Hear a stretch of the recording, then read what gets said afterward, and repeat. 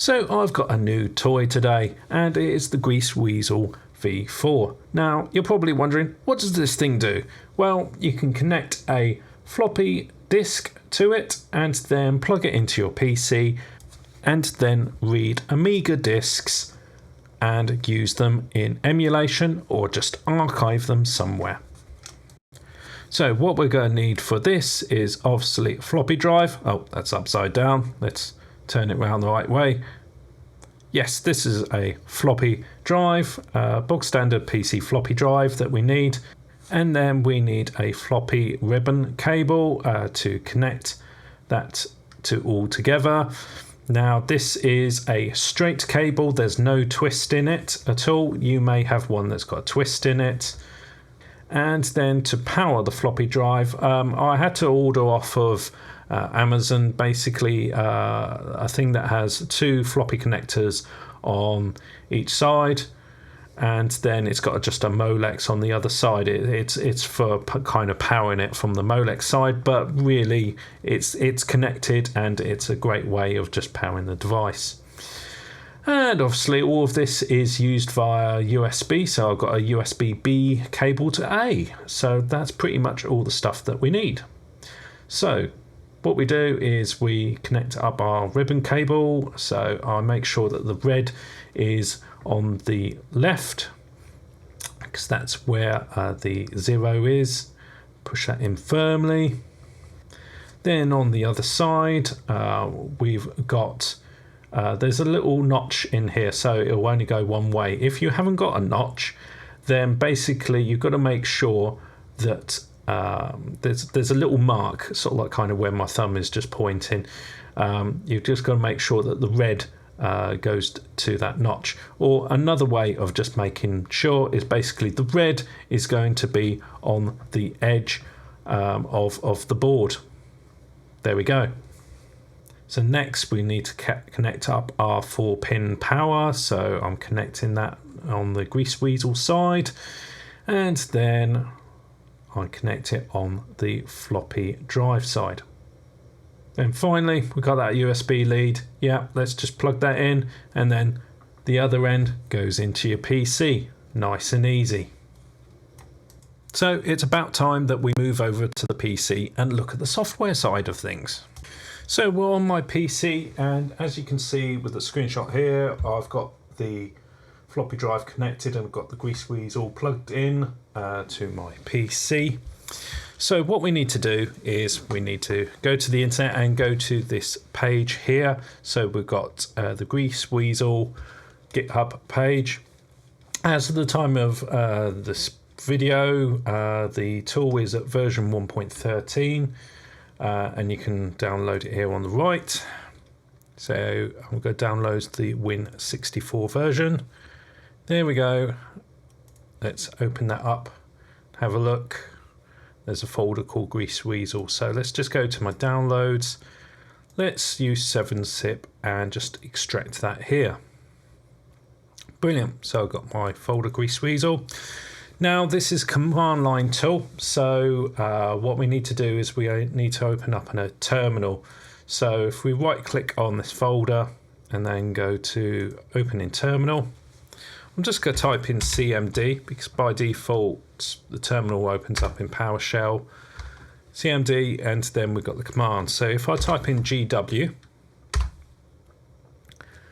we get a load of text, and this is basically describing all the things that we can do with this program. So we can find out the information of the disk, read a disk, write a disk, convert it, erase it, clean it, whole ton of things that you can do. Just for today, I'm just going to show reading a disk, but there's a whole ton of things you can do within this program, and I'm only touching the surface of this. So what are we going to do first? We are going to try and read this disc, Stunt Car Racer. Now this is a cracked version of the game, so this is an Amiga DOS formatted disc, and we should be able to create an ADF file of this. Now what does that all mean, the ADF files? So ADF file is a file format for Amiga DOS formatted discs. Now That's important because the other game that I've got, Cadam Fodder here, are not AmigaDOS formatted discs. So this is going to be a little bit more tricky to copy. We can't make ADF files of these because ADF only stores AmigaDOS formatted. So what we're going to be doing is we're going to be reading this in a different format using raw data, and I'll show you how to do that later as well in the video, so stick around for that in a bit. But first, let's get our cracked version of Stunt Car Racer that I've got, and let's try making an ADF of it. So let's put the disk in, and then on the command line what I'm going to do is I'm going to type GW read, and then I'm going to type in stunt car racer.adf. Now it's going to come up with an error message, and yep, it's going to come up saying command failed, get flux status no index. What's that mean? Now if you remember previously I showed you a ribbon cable that was completely straight and no twists in it at all, and if you remember back in the days of cable select and things like that, drive select, if a cable's twisted then that's your primary cable. I've got a cable which is untwisted, so basically this system thinks that this is a secondary drive, not a primary drive. Now how do we tell the program that I've got a secondary drive? Well, what we do is we go -- drive equals B, because in DOS days you had drive A was your primary, drive B was your secondary. So let's try that now. It's lighting up, and there we go. It's now copying all the sectors, and as you can see it says AmigaDOS. Seems to be running away absolutely fine, and we're capturing all of the data. There's no error messages at the moment. It will show us in the command line if it struggles getting any of the data, but so far this seems to be a pretty good disk. So we go up to track 80, and there we go, everything's sorted.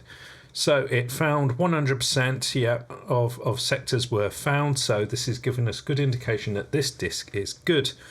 Right, okay, do a dir, and somewhere in here, stuntcarracer.adf is there. Now, I just say all these things. Let's actually see if this actually works or not. So let's go to my downloads. Let's go to WinUAE. Open up WinUAE. Let's load up a A500 Plus configuration, and then let's select drive, DFO, and I'm already in the Greaseweazle folder, and there's my Stunt Car Racer ADF file that I've just created. Click on open, and just to speed things along, let's increase the speed of the drive to 800 and choose start. There we go, and Stunt Car Racer has loaded up. So there we go. We are playing the game in WinUAE from this disk. Fantastic stuff. So that was pretty easy because this was a cracked game. Now on to the fun stuff. Let's close that down. Next we've got Cannon Fodder. Now I'm going to show you what happens when I do the exact same thing with an ADF file and run that command again.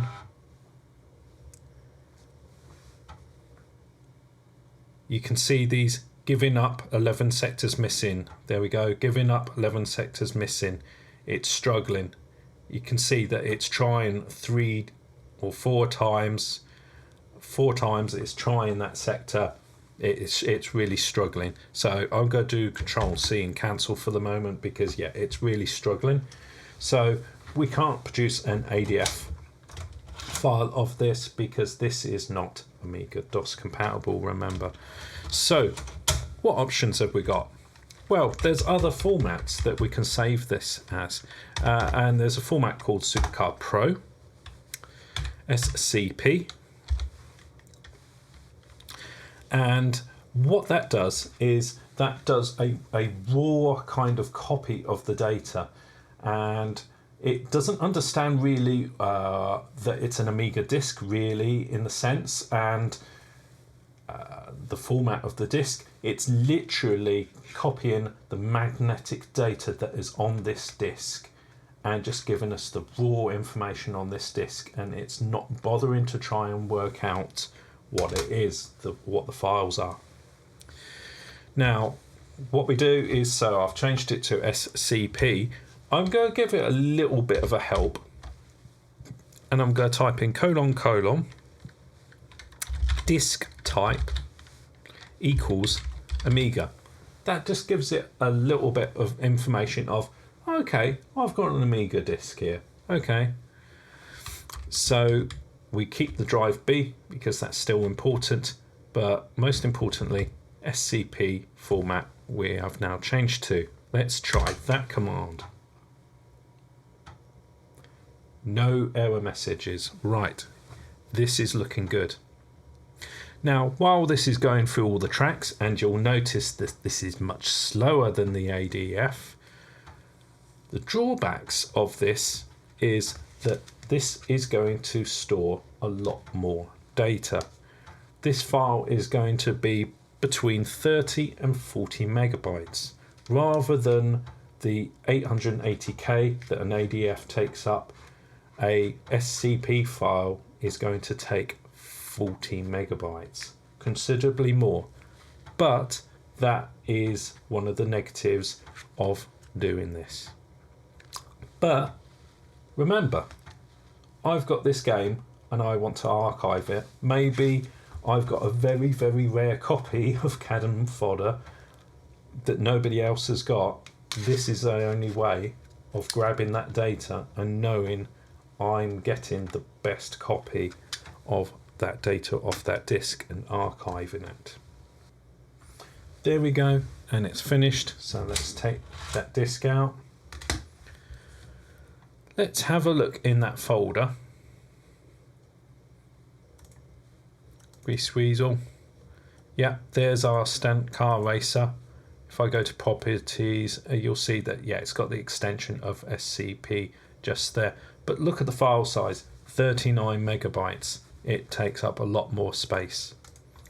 So what we're going to do, we're going to try and WinUAE, of course, and see if this actually works. So WinUAE again. Now I'm running version 4.10 at the moment, and this version, and for quite a while, SCP files have been compatible with WinUAE. So I'm in that Greaseweazle folder still, and as you can see, I've got another stunt car racer. I can tell that's the SCP one just by the size. Click on open. There we go. We can increase the speed again. Let's try at 800% again. Click on start. Muted the sound, but we'll wait for this to load up. You can see on the counter, yeah, it's reading tracks, so it's a good sign that something's loading, and hopefully we'll get Cannon Fodder in just a moment.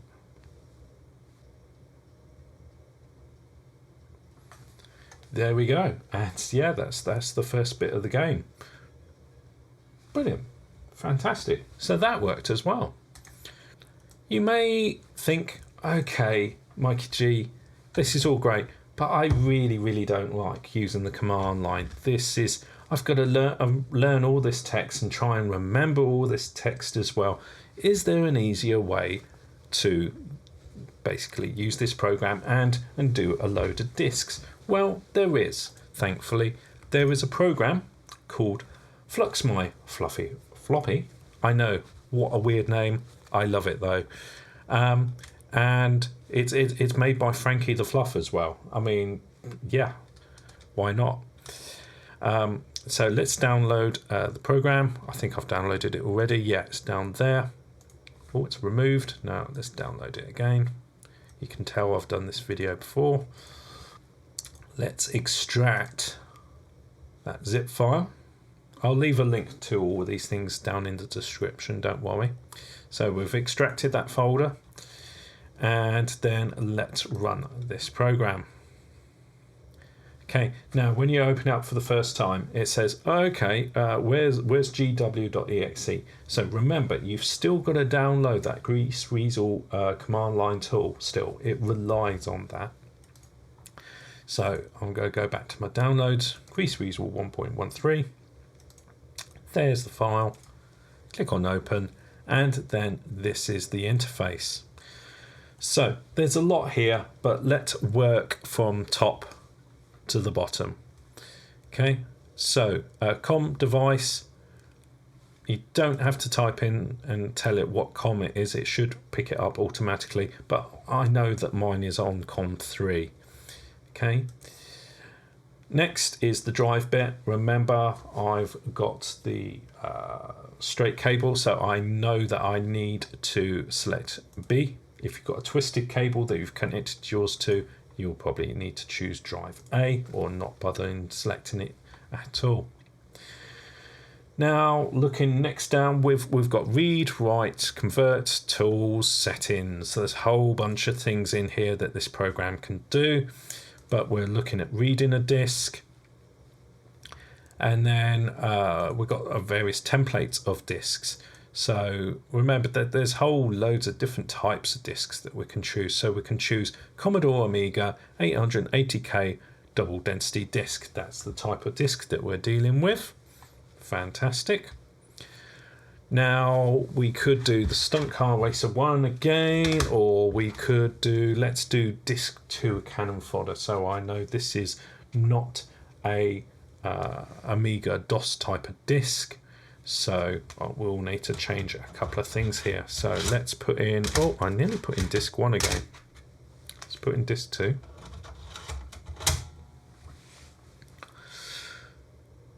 And then let's work our way down. So what we're going to do is we're going to choose, keep it on the internal. The format, we can just leave it blank for the moment because we're selecting raw data. Now for the file name, what I want to do is I want to call this cannon fodder D2. So I know it's disk 2. I don't want to call it cannon fodder 2 because that was actually the sequel game. Now if you're doing loads and loads of disks, what this can do for you, you can say, okay, I'm doing disk number 2 of 3. So actually let's call it cannon fodder, the file name, and then yeah, disk 2 of 3, and then it's naming that file appropriately for me. Same again, if you've got a whole bunch of random disks, like 50 disks that you want to archive, you could just say 1 to 50 and then start copying disks, and it's a quick, nice way of naming all your files. Now, under format, what we're going to choose is SCP, Supercard Pro. Then under options, I'm going to choose disk type Amiga. There we go. Now, right down the bottom, you will see the command line. And does this look familiar? Yes, this is what we typed in previously. So the read command, the drive B, we never typed in the device one, but that's an extra bit.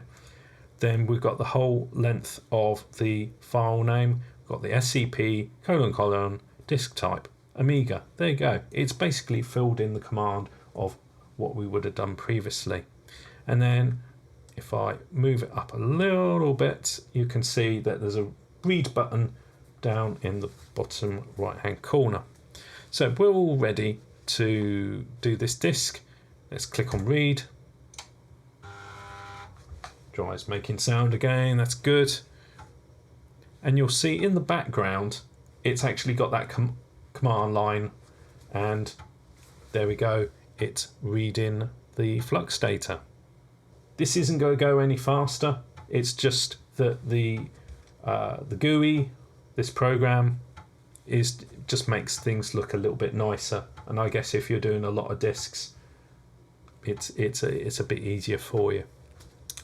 So that's how to basically use a Greaseweazle and get it all set up. I'm just reading disks. We may go on to writing disks and converting disks. Let me know if you want to see that in the comments below. Let me know if you've used this program down in the comments as well. What has your experience of this been? As I'm finding this fascinating, and it's brilliant that we can archive Amiga disks in such great quality as well. We're not relying on basically having to have cracked versions of games, and actually I'm able to use my original discs and everything on the Amiga and store them in a digital format rather than relying on floppy disks. So as we wait for this to finish, I'd like to thank you very much for watching, and I hope to see you in another video. If you're interested in all this Amiga stuff, remember I've got tons of stuff all about the Amiga on my channel, so check it out. Subscribe if you haven't already and you enjoy this kind of stuff. I will hopefully see you in another video, and don't forget to give it a nice thumbs up as well. Cheers. Thanks folks.